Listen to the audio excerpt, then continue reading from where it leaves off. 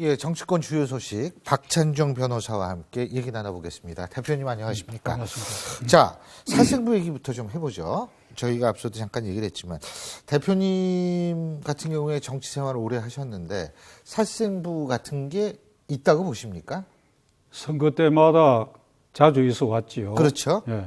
예, 그런데 이번 이 살생부 파동은 예, 제가 결론적으로 제 의견을 말씀드리면 새누리당이 공연히 말려들은 것 같아요. 예, 정권과에서는 이제 정계, 재계, 각계의 소문, 그 소문이라는 건 정확치 않고 불확실한 게 많거든요. 근거가 예. 없는 이런 걸 집대성해서 활자화해가지고 공급해서 돈을 받는 사람들이 있죠. 그걸 이른바 찌라시라 그러는데 예.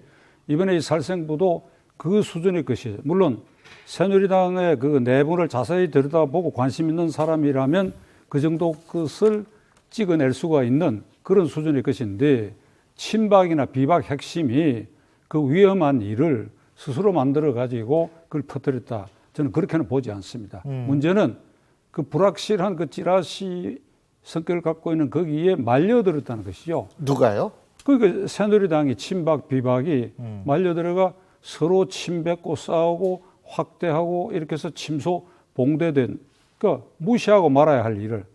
그러니까 이것이 문제가 될 수 있는 것은 거기에 담겨 있는 내용이 거의 가능성이 있거나 가능성은 없다 하더라도 어쩌면 그렇게 될 수도 있다라고 하는 짐작이 가는 내용들이거든. 예를 들면 친박의 입장에서 보면 좀 거추장스러운 사람이 있어요. 친박이라는 이유로 꼭 보호해야 되느냐.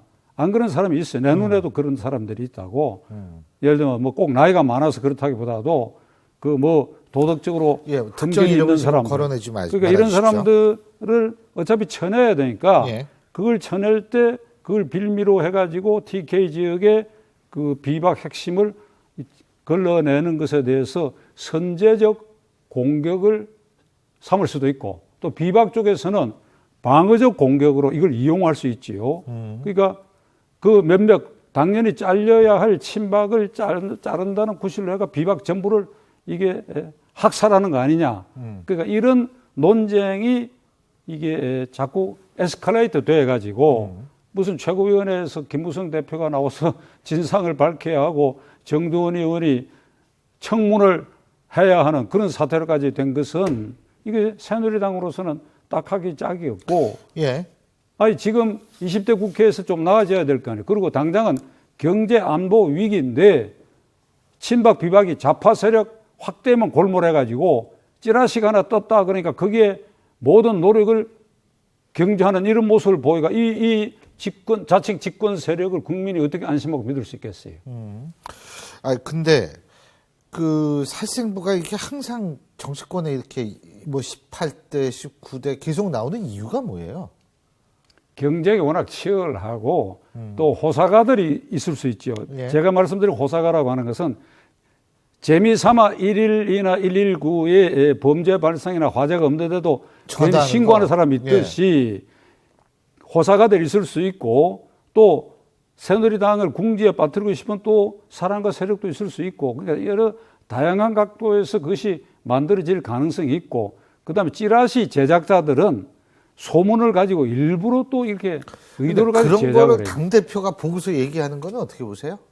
만일 그런 걸 보고서 얘기를 했다면 김무성 대표의 주장대로 정치권에 떠도는 얘기를 했을 뿐이다. 이한구 위원장이 공천심사위원장 된 직후에도 예. 제 귀에도 지금 그 문제되고 있는 그 명단에 들어가 있는 그런 방식으로 이를 희생시키고 자른다. 이걸 자르면서 이걸 희생시킨다. 이런 얘기들이 저한테까지 들려와서 아 그럴 수도 있겠구나. 그런 드라마도 있을 수 있거나 저 같은 사람도 국외자지만 그렇게 느낄 정도니까 거기에 이 김무성 대표도 선의를 보면 근데 말려드는 거예요. 당대표도 말려 들어갈 수는 물론 있겠죠. 근데 또 대표로서의 책임감 같은 게 있지 않나 이런 비판들이 나오는 것 같은데요. 그렇죠. 지금 이렇게 되면 예. 이 김무성 대표가 분명하게 소명하고 입장을 정리해야 되고 둘째로 이한구 위원장도 책임져야 할 부분이 있어요. 이한구 위원장 되고 난 다음에 TK 보호론을 노골적으로 얘기를 해가지고 이 비박과 진박 사이의 그 갈등을 심화시켰단 말이에요. 공천심사위원장이면 중립적이고 공정성을 지켜야 될 거 아니에요. 이 부분에 있어서 이한구 위원장 책임이 있어요. 근데 자기는 이 살생부 진상조사 요구만 했지 자기 책임 부분은 안 지려고 한단 말이죠. 책임을 져야죠. 그리고 예. 뭐라 사안에 그래도 대해서는. 국회의원들이 뭐 계파별로 전원이 학살당하든지 전원이 살아 돌아오든지 전원이 낙선하든지 유권자에게 맡겨져야죠. 그건 어디 가나 상향식 공천이고 유권자에게 맡겨져야지. 이게 무슨 소용돌입니까 이게. 자, 더불어민주당 얘기 좀 해보죠. 양양자 전 상무죠. 삼성의 양양자 전 상무를 천정배 공동대표의 지역구에 이제 전략공천하겠다. 이건 결정이 된 것 같더라고요. 1호 전략공천입니다. 근데 그 1호 전략공천의 대상 지역이 국민의당으로 향하고 있습니다. 어떻게 보십니까? 글쎄, 그 결과는 예측하기 어렵네요. 그 천정배 뭐 결과는 모르겠습니다만 천정배 그 정도로 견제를 해야 된다고 보세요?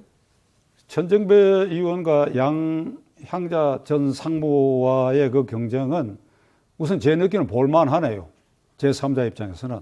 그리고 천정배 의원이 뉴 DJ 플랜 그리고 정치개혁 예. 이걸 들고 나와가지고 국민의당에 합류를 했는데 예. 그가 합류한 국민의당이 지금 허우적거리고 있어요. 그게 뉴 DJ 플랜도 오리무중이 되어버렸고 그건 오히려 김종인 대표 쪽에서 자꾸 이렇게 선점해서 이 확대해가는 그런 느낌을 갖고 예. 있고 그럼 남는 거는 이제 정치개혁에 무언가 새누리당은 물론이고 특히 더민주당과는 다른 무언가를 행보를 보이고 청사를 제시해야 되는데 현재 제 눈에는 이것이 미흡하고 어쩌면 실패하고 있다. 예. 그래서 지금 현재 국민의당의 현역 의원을 비롯해 안철수 의원이나 천정배 의원이나 김한길 의원 등도 각기 그 지역구에서 고전을 면치 못할 것이다. 라고 하는 것이 시중의 여론이에요. 예. 그런 틈새를 더민주당이 노린 거 아닌가. 예. 양향자라고 하는 그 아주 그 전력이 특별한 사람. 예, 전력이 특별한 사람. 예. 그래서 그 경력 때문에 주목을 받을 수밖에 없는 이런 일을 이른바 저격수로 내세운 것 같은데. 예. 근데 뭐 지금 국민의당을 저걸 하는데 전정희 의원 있지 않습니까? 요번에 컷오프에서 탈락됐던 이분도 굉장히 억울해하셔가지고 탈당을 했습니다. 어떻게 계속 2차, 3차로 물갈이 얘기가 나오는데 탈당자 늘어날 거라고 보십니까? 그 더민주당의 속사정은 잘 모르겠는데 예를 들자면 예. 수치로 계량해가지고 예.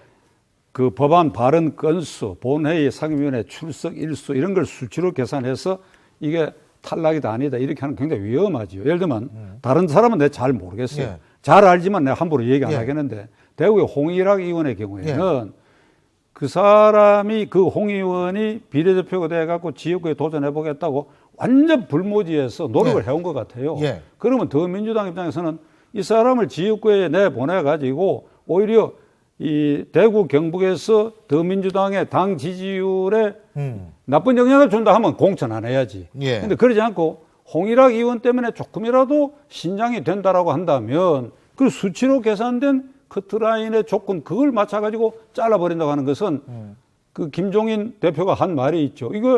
이게 정무적 감각이 전혀 없이 한 같다라고 하는 부분에 저는 홍일학 의원이 해당되지 않겠는가.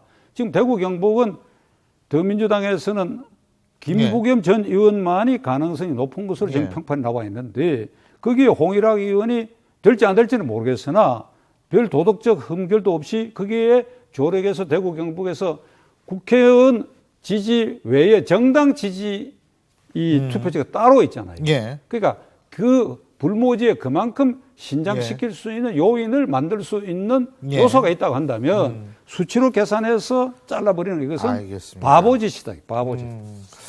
어쨌든 지금 공천이 이제부터 시작이니까요. 저희가 좀 더 지켜보고 다음 주에 또 말씀 계속 들어보죠. 오늘 말씀 여기까지 듣겠습니다. 고맙습니다.